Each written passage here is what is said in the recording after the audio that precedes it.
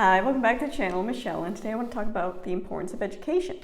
Now, in a lot of my videos, I talk about how I value education, that it's really important to me.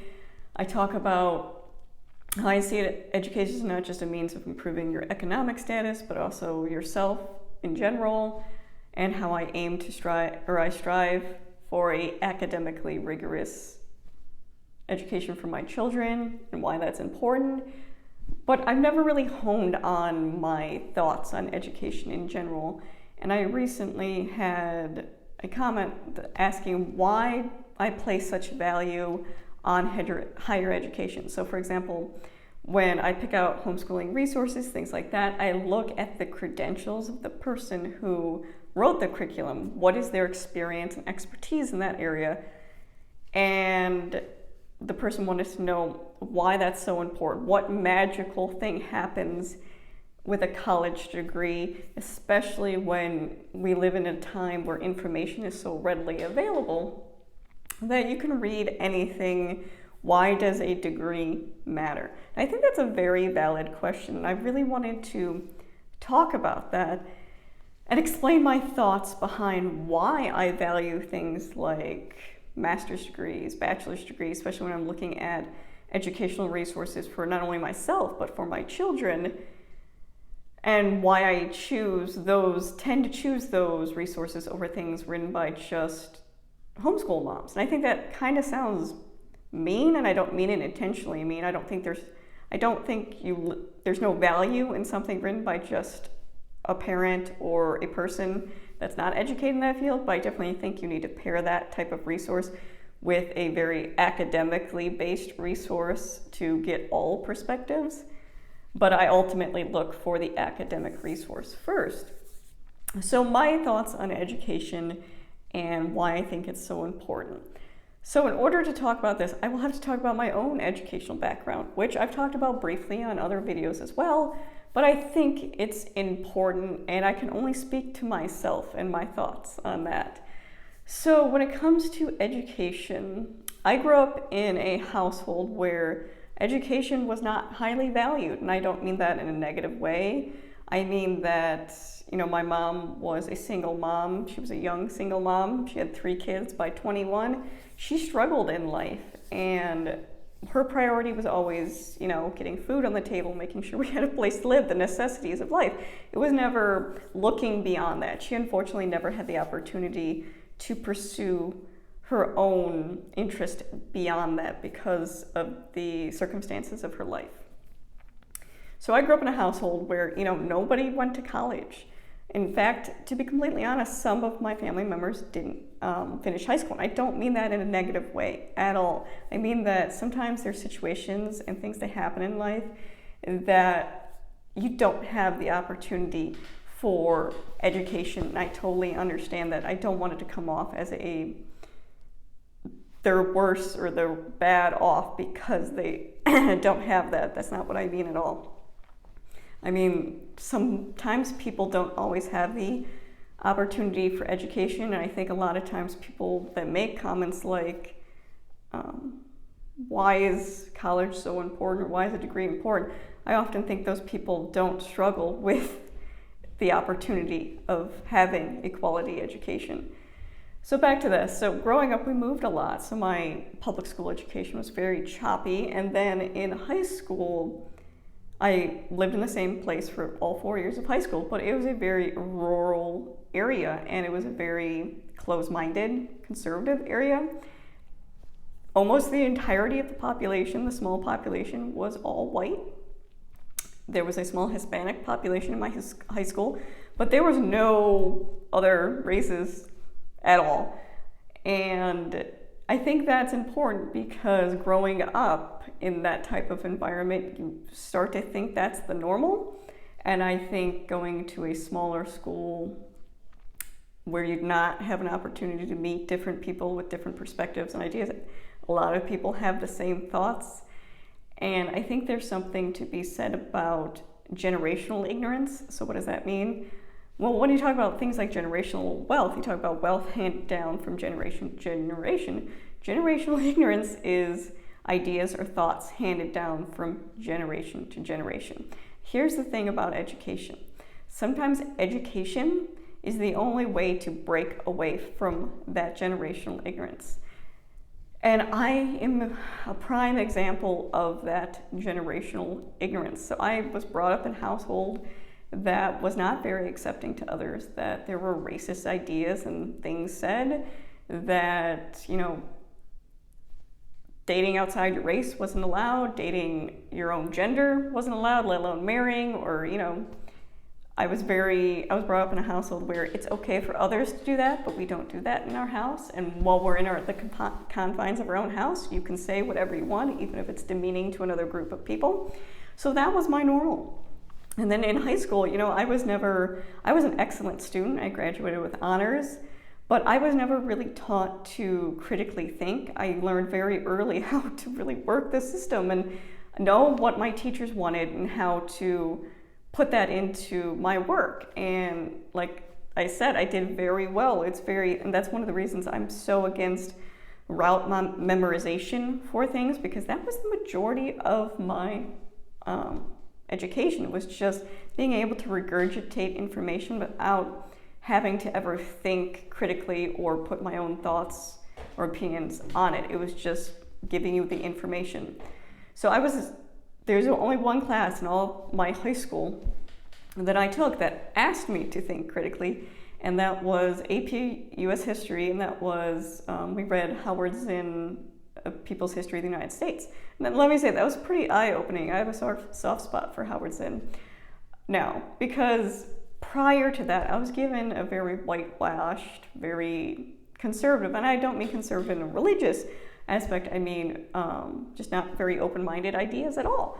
So that was eye-opening, but the importance of college. So I laid that foundation to kind of show you who I was going into college. Small town views, and this isn't to rag on small towns. There are small towns that are open-minded and accepting and all that, but where I was not. It was very closed-minded. So going into college, I didn't have experience with other races, cultures, different perspectives, ideas. I was never really taught to think critically, I was never really asked, what do you think of this in my education? So when I started going to college, now I went to a liberal arts college, so it required you to take classes outside your major. My major was marketing and business administration, if you're curious.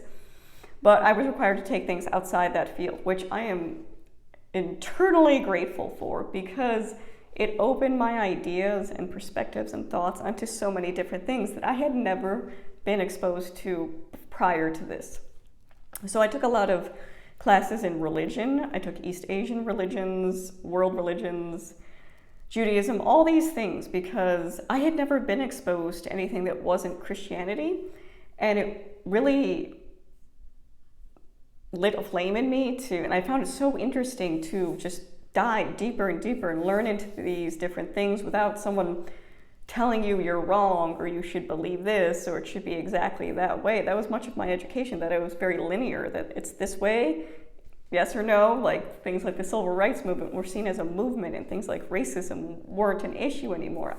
That's the education I was given. So you can imagine my amazement in college when it was completely different, that you were being exposed to all these ideas and thoughts and people. I was around people for the first time that I was told my entire life were less than me because of either who they chose to love or the color of their skin, and actually being able to interact with these groups of people and realize they're human beings, and that generational ignorance, that thing that had been handed down in my family from generation to generation that was seen as normal, was not in fact normal.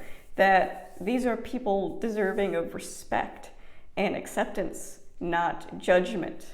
So that was a different experience for me, on top of just learning more, getting a more worldly perspective. It changed fundamentally who I was and my perspective in life. And I think that does scare some people. That's why they don't like going to liberal arts colleges, that you want your child to think a certain way or have the exact same perspective as you. And here's the thing, I don't want my children to be the exact copy of me. I don't want them to go into the world having my exact perspective. I want them to be exposed to many different ideas, thoughts, perspectives, and come to their own conclusions, because I think, especially when you're talking in the homeschooling community, sometimes children are seen as kind of our own little extension of ourselves, our own property, that we meld them to be exactly what we envision them to be. And here's the thing, they're individuals. They're going to have their own thoughts, opinions, ideas. They're going to be their own people. And I try to keep that in mind when I'm educating my children, that I never want to skew something to match my perspective or belief or idea and impart it onto my child. I think I'm a guide to help them find their way through life and to always be there with, unconditional love. But I'm never here to tell them, who to be, who to love, or who to hang out with. That's not my role as a parent or educator. And I think that can be melded in the homeschooling world a lot, because there are things done to make sure your child has the exact perspective as you. But going back to why is that degree so important? It's not so much about the classes you take or the grade point average you get or sitting in a classroom, 40 other kids taking the same class. It opens you up to different ideas, thoughts, and perspectives. And I completely understand there are people that grow up in households that knowledge is important, they value education, that there's acceptance. And I want you to realize that not everybody has that upbringing, not everyone has that environment. And I think there's this misskewing of, parents always want what's best for their kids. That's unfortunately not always the truth, or it can be very skewed that sometimes the parent does things or presents things in a way that is not benefiting the child, but benefiting that parent and how they want that child to be. So looking at education in that way, not just, numbers on a page or your ability to regurgitate information, but looking at the ability to expand your knowledge, to learn ideas, perspective, thoughts that are outside of yours, and not in a you have to defend your point of view, that you're right, but accepting of other points of views, that you can both mutually be right and have respect for each other, I think is really big, and something that I think a lot of adults frankly lack, their ability to accept others' opinions. And when it comes to critically thinking, that was really dived into college, and how to look at resources, how to, bibliographies, things like that, how to have accredited resources, what's distinguishing between a fact and opinion, which I think if, the last few years of this country have told us anything, is that people have a lot of issue with that. And one of the reasons I have issue with certain curriculums written is it's a lot of opinion over fact. And to that point of, what can you learn in college that you can't pick up and learn from books? So I think when you're talking about that is you can absolutely educate yourself, but I think there's a lot of confirmation bias that goes into that. I think most people seek out information that adheres to their certain point of view, beliefs, whatever you want to call it, that you are seeking out validation of what you already believe. I don't think many people go out seeking opposite opinions to what they are learning about or whatever it might be, that you are drawn towards information you are already comfortable with or familiar with, that you're not going to necessarily bring in that outside perspective of either what you were brought up in or your education would be. And that's something that, at least for me, again, I can only speak for myself, not all higher education does this, but for me, higher education did that. It brought different thoughts, perspectives in a way of acceptance and understanding and encouragement to learn more and to question and to really think for the first time in my life, what does this mean? So you can absolutely pick up a bunch of books and, make a unit study or whatever you want to call it. But again, I think it takes away that perspective and thought of that higher education as a whole, because when I think of people with, master's degrees and things like that, they dove into their topic, their specific things. So for example, my husband is a pastor, he has a master's of divinity. He dove into theology, he learned ancient languages, he learned contextual history outside of religion itself, but also biblical history and things like that, to be able to look at something from a critical eye, and not in a defending way, but be able to analyze different interpretations, different translators, things like that, than you would from someone just picking up a Bible and reading it. There's a difference there. Same with, my father-in-law has multiple master's degrees. He is a public school teacher. He teaches high school, a variety of subjects, but he has dove into not just educational philosophy and, what it is to be a teacher and teacher planning and all that, but into these individualized areas where he understands so much more about the intricacies of that topic, and he has studied it from multiple perspectives and thoughts and ideas. That is an invaluable resource to me. I think, you can get a book list and read a bunch of books to your kids that bring in different thoughts and perspectives, yes, but having quality educational materials that don't necessarily have your confirmation bias, I think, is important. Getting those materials will often have multiple sources pulled into them, will also mostly be checked in some way where, there's no regulation at all when it comes to homeschooling curriculum. I'm not saying that anything accredited will always be 100% right, but when it comes to, making unit studies and things, I think you have to be very careful on your own opinion or biases coming into play with there, because my biggest thing is to provide a whole rounded education for my children that's not just my perspective, not just my thoughts or my interpretation of something, but bringing in different ideas. So that's the magic that happens, at least for me, in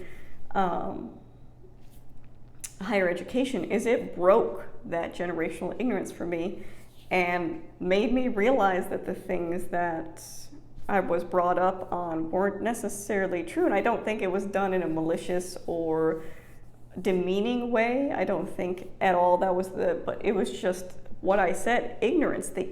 It was not known better, that this is just how it was passed down from family to family. And I think there's a lot of us out there that deal with things like that, and how education can be so changing. And that's the importance, and why I advocate for children having a quality education, and why I advocate for regulation in homeschooling, because I think there are people that abuse the lack of regulations to have that little bubbled perspective for your little piece of property child, that you think they should be this way. I think our children deserve rights outside of us. They have human rights, like I think it's the United Nations Bill of Children's Rights. I went through that with Torchlight with my kids, and one of them is a quality education. And what does a quality education mean? It means an education that exposes you to different ideas, perspectives, thoughts, cultures outside your own personal bubble and your own bias, to really get an understanding what the world is outside of just your perspective. So that's the magic that happened for me in college, at least, that it was an opportunity to gain knowledge and perspectives and thoughts outside of what I had been exposed to prior, and why I value things like higher education when looking for my educational resources when it comes to homeschooling, because I know those people have done the research, they've done the deep dive study on those areas, and are able to come from it from many different angles that I would ever see. So that is why I value education so much, and why I hope to instill that into my children, that the ability to learn is one of our greatest weapons against ignorance. And knowing different thoughts and perspectives not only grows you academically, your brain, your knowledge, but grows you as a person. And that's ultimately, I think, what education is about. It's not just the growth of your knowledge, but the growth of you as an individual, as a person. And you're only going to be pushed to grow in certain areas if you're given those different opportunities for perspective and knowledge. So those are my thoughts on education and why I value it, and it's so important to me, and why I put so much weight on people who pursue that education, because I know there's not a lot of people out there that necessarily even have the means to a quality education, and how much of a struggle it is to get a quality education. I'm severely in student loan debt trying to get my education, but was it worth it? Absolutely. Absolutely. Do I have a financial payout from it? No, not at all. I'm actually a stay-at-home parent, so I have no payout. But did it change and mold me as a human being? Absolutely, and for that, it is priceless. So if you have any comments or questions, leave them down below. Now, thank you for watching.